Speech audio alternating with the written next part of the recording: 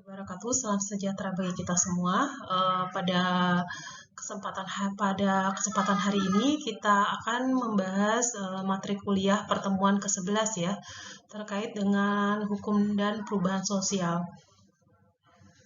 Saya harapkan Anda sekalian dapat memahami materi dengan baik, sehingga output yang diharapkan Anda semua bisa menjelaskan ya apa itu keterkaitan hukum dan perubahan sosial. Karena ini merupakan bagian dari materi hukum dan masyarakat, oleh karena itu diharapkan juga kepada Ananda untuk dapat menambah informasi-informasi yang dapat mendukung ya dalam untuk memahami ya materi kuliah terkait dengan hukum dan perubahan sosial.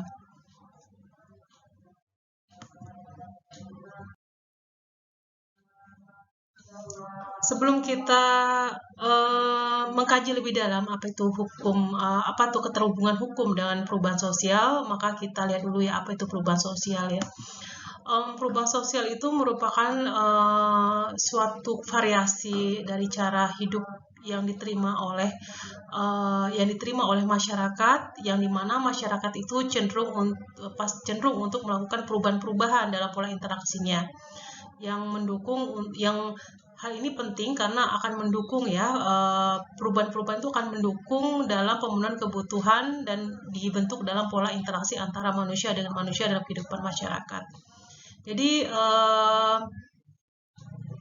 masyarakat dalam perkembangannya tentu akan mengalami perubahan-perubahan yang terjadi di dalam masyarakat. Itu bisa dipengaruhi karena kondisi geografis, karena adanya perkembangan kebudayaan, komposisi atau pertambahan penduduk, kemudian ideologi atau cara pandang dari masyarakat yang terus berubah-ubah dan atau berkembang, kemudian atau kemungkinan faktor lainnya adalah adanya penemuan-penemuan baru di dalam masyarakat.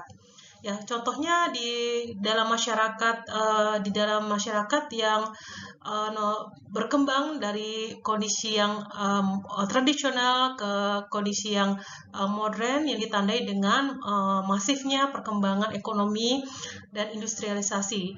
Tentunya kondisi ini akan menimbulkan perubahan-perubahan di dalam masyarakat, khususnya terkait dengan stratifikasi atau struktur sosial yang ada di dalam masyarakat. Kemudian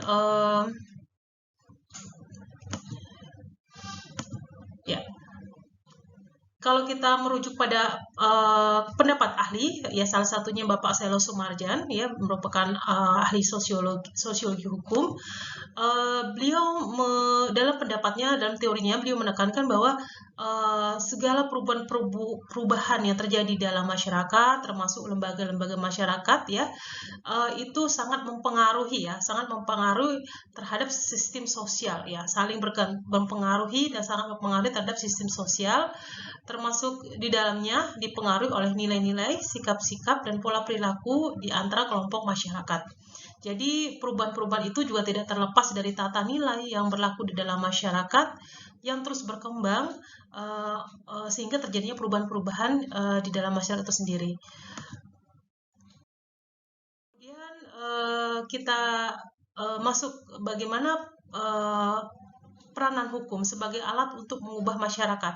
Jadi keterhubungan relativitas antara hukum dengan sebagai alat atau tools untuk merubah masyarakat itu kita kenal dengan teori law as tools social engineering, di mana hukum itu bisa menjadi salah satu sarana untuk melakukan perubahan di dalam masyarakat, khususnya pola perilaku, tata nilai, habis itu pola pikir di dalam masyarakat, di mana hukum itu bisa merubah dengan diterapkannya hukum yang memiliki sanksi yang tegas kepada objek yaitu masyarakat yang melanggar, maka dengan secara lambat laun hukum itu bisa merubah pola perilaku masyarakat dari yang mungkin dalam kondisi tidak teratur menjadi teratur.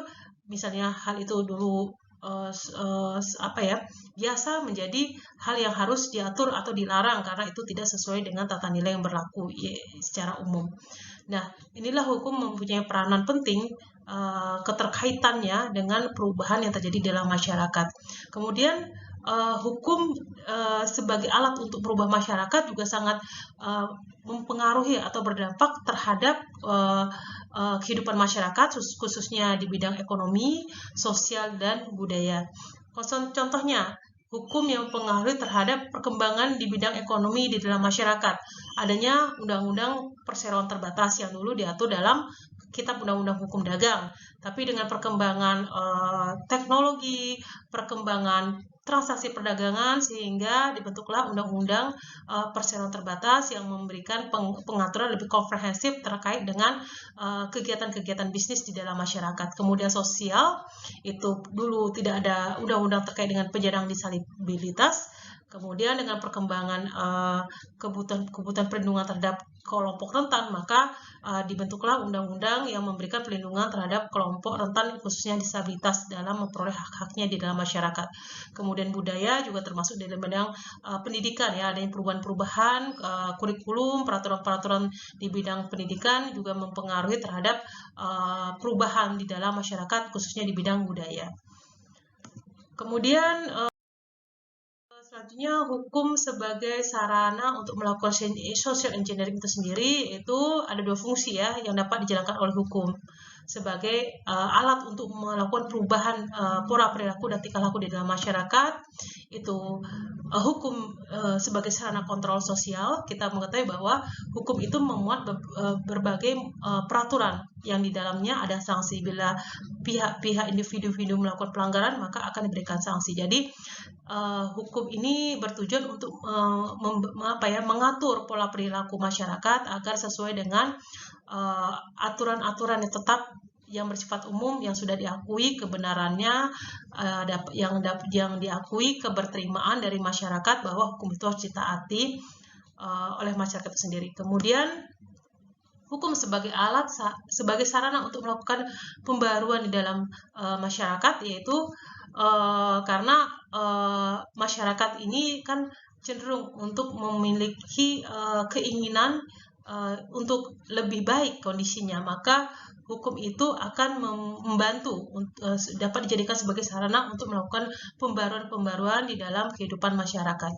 Kemudian perubahan-perubahan yang dikehendaki itu bisa sesuai dengan tujuan atau berhasil, ya, maka sehingga dia bisa melembaga perubahan-perubahan itu dalam kehidupan masyarakat, maka pola-pola tingkah laku masyarakat itu harus dipengaruhi secara teratur oleh hukum itu, peraturan hukum yang berlaku.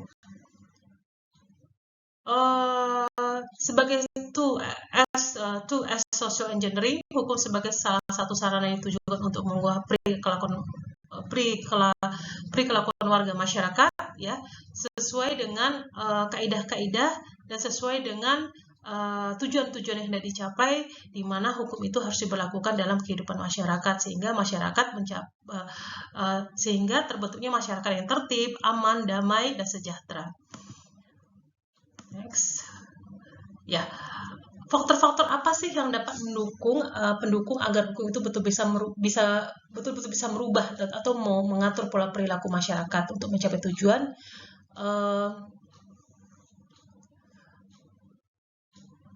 Maka hal yang terpenting adalah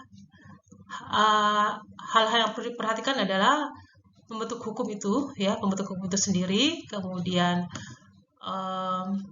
penegak hukum, ini faktor-faktor yang sangat mendukung, kemudian ketepatan dalam komunikasi, dan juga terakhir itu adanya evaluasi. Jadi inilah faktor-faktor pendukung agar hukum itu betul-betul bisa menjadi salah satu instrumen perubahan di dalam masyarakat untuk bisa mengatur, merubah pola perilaku dan cara berpikir dalam masyarakat, yaitu adanya pembentuk hukum, yaitu pembentuk undang-undang, ya, itu pemerintah, itu ada DPR dan eksekutif. Kemudian adanya penegak hukum yang accountable, kemudian adanya ketepatan komunikasi, ya, bagaimana peraturan-peraturan hukum itu dapat dikomunikasikan dengan masyarakat dengan baik sehingga dapat berlaku dengan efektif. Kemudian adanya evaluasi atau perbaikan-perbaikan yang bisa dilakukan terhadap peraturan perundang-undangan yang sudah dibuat. Oke, kemudian next, batas-batas penggunaan hukum itu ada ketaatan masyarakat terhadap hukum sangat ditentukan oleh karena adanya kebutuhan di dalam masyarakat. Jadi masyarakat itu yang membutuhkan perlu adanya perkembangan dalam hukum itu sendiri. Kemudian ketaatan masyarakat terhadap hukum juga dipengaruhi oleh dua faktor yang paling signifikan, yaitu hukum mengandung nilai keadilan dan kebenaran dan adanya sanksi. Jadi inilah faktor-faktor utama kenapa masyarakat itu taat terhadap peraturan perundang-undangan atau peraturan hukum. Kemudian Roskopon ini merupakan salah satu tokoh penggerak ya yang memperkenalkan teori terkait dengan law as tool social engineering, yaitu di mana hukum bisa menjadi salah satu untuk merubah perilaku masyarakat. Itu ada batasan-batasan ya untuk menjamin kepentingan masyarakat yang harus diperhatikan, yaitu bahwa hukum hanya mengatur kepentingan masyarakat yang bersifat lahiriah. Kemudian pengenaan sanksi-sanksi yang terbatas. Kemudian diperlukan ada lembaga khusus untuk melaksanakan isi dan maksud tujuan hukum tersebut. Jadi tidak akan mungkin hukum dapat berlaku efektif bila tidak ada lembaga yang bisa melakukan penegakan terhadap peraturan-peraturan tersebut. Kemudian bagaimana agar sistem hukum itu berlaku efektif sebagai alat untuk berubah masyarakat, maka harus memenuhi beberapa hal, yaitu pertama, hukum harus mengandung aturan-aturan yang umum dan bersifat tetap ya. Dia bersifat tetap karena dia sudah diakui dan diterima oleh masyarakat secara umum.